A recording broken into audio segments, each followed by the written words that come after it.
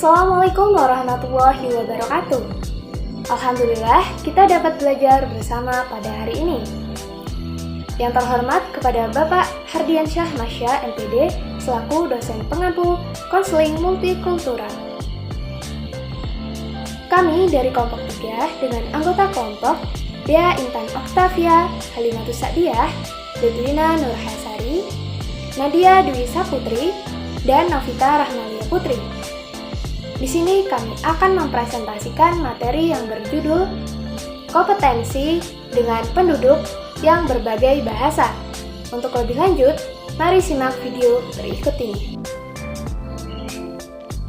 Akuisisi bahasa kedua atau SLA adalah proses di mana seorang individu memperoleh bahasa selain bahasa pertamanya. Pembelajar bahasa kedua atau SLL adalah seorang yang belajar bahasa selain bahasa pertamanya. Di Amerika Serikat, seseorang yang bahasa pertamanya bukan bahasa Inggris sering disebut sebagai pembelajar bahasa Inggris atau ELL. A. Unsur kompetensi. Untuk mengatasi kebutuhan yang beragam dari orang-orang yang memiliki keragaman bahasa, praktisi kesehatan mental harus memiliki tingkat kesadaran, pengetahuan, dan fungsi berbasis keterampilan yang diperlukan. B.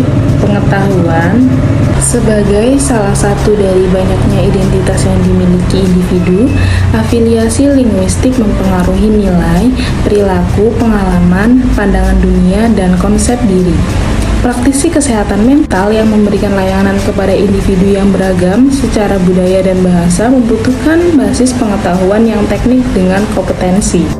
Inti di bidang keragaman individu dan budaya, proses LSA, penilaian, diagnosis, konseptualisasi, kasus, intervensi, kepatuhan terhadap standar etika dan hukum, supervisi, dan pengajaran. Prinsip khusus yang berkaitan dengan masing-masing konsep ini akan diuraikan dalam sebagai berikut. 1. Bahasa dan budaya. 2. Akuisisi bahasa kedua. 3. Model pembelajaran pemerolehan bahasa kedua. 3. Keanekaragaman individu dan budaya di antara pembelajar bahasa Inggris. 4. Akulturasi. 5. Asesmen, diagnosis, dan konseptualisasi kasus. 6. Implikasi etika dan hukum. 7. Standar nasional penyediaan sesuai secara budaya dan bahasa jasa. 8. Pengetahuan dalam pengawasan dan pelatihan. C. Keterampilan, pengetahuan tentang model instruksional SLA dan panduan prinsip-prinsip pedagogis relevan, karena penilaian harus menyadari prinsip dan strategi berbasis penelitian yang telah terbukti efektif untuk keberhasilan akademik ILS. Pengetahuan ini penting dalam menempatkan pengalaman ILL dalam konteks memahami dinamika penting yang dapat mempengaruhi pertanyaan rujukan dan mengembangkan rekomendasi yang efektif dan relevan. Bagian ini membahas aplikasi praktis dari pengetahuan di bidang ini, serta metode dan pertimbangan khusus ketika menerapkannya ke dalam praktik. 1. Keterampilan penilaian. 2. Menentukan bahasa penilaian. 3. Keterampilan diagnostik dan konseptualisasi. 4. Keterampilan intervensi. 5. Penggunaan penerjemah dalam praktik kesehatan mental. 6. Menerapkan prinsip bahasa kedua. 7. Lingkungan belajar. 8. Keterampilan dalam pengawasan dan pelatihan. D. Nilai dan sikap.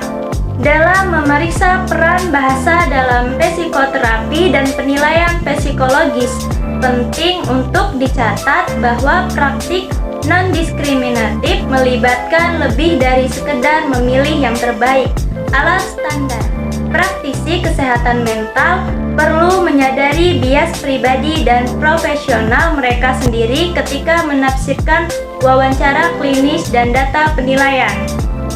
Faktanya, pertanyaan yang diajukan selama wawancara dan bahkan perilaku spesifik yang diamati atau diperhatikan dapat dipengaruhi oleh prasangka yang dimiliki untuk memberikan layanan yang responsif secara budaya dan linguistik kepada SLL. Seseorang perlu menyadari nilai dan sikap seseorang di sekitar bilingualisme dan menjadi berpengetahuan tentang mitos dan realitas SLA pembelajaran. dan fungsi emosional dan perilaku sosial. Selain menyadari keyakinan mereka sendiri, sikap, dan nilai. 1. Nilai dan sikap dalam pengawasan dan pelatihan. 2. Nilai dan sikap relasional. Demikian pemaparan materi dari kelompok 3. Apabila banyak kekurangan, saya mohon maaf dan terima kasih. Bagi teman-teman yang ingin bertanya, silahkan bertanya melalui forum diskusi. Saya akhiri, wassalamualaikum warahmatullahi wabarakatuh.